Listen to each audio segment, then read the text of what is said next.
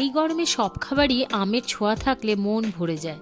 বাঙালিদের মিষ্টির মধ্যে আরেকটি প্রিয় ডেজার্ট গরমে আম দই। গরমকালে আম দইটি ব্যাপকভাবে উপভোগ করা হয়। আজ ম্যাঙ্গো ডিলাইটে আমাদের রেসিপি আম দই। তো কিছুই না, দুটি ম্যাঙ্গোকে চপড করে কেটে গ্রাইন্ডারে গ্রাইন্ড করে নিয়ে লো টু মিডিয়াম ফ্লেমে 2 থেকে 3 মিনিট কুক করে নিয়ে সেই পাল্পটিকে ছেঁকে নিতে হবে যাতে লাম্পস না থাকে। এবারে 500 লিটার মিল্ককে বয়েল করে 400 লিটারে আনতে হবে আর হাফ কাপ চিনি মেশাতে হবে। চিনি মেল্ট হয়ে গেলে মিল্কটিকে মোটামুটি ঠান্ডা করে নিতে হবে যাতে তোমার একটা আঙ্গুল ডোবাতে পারো।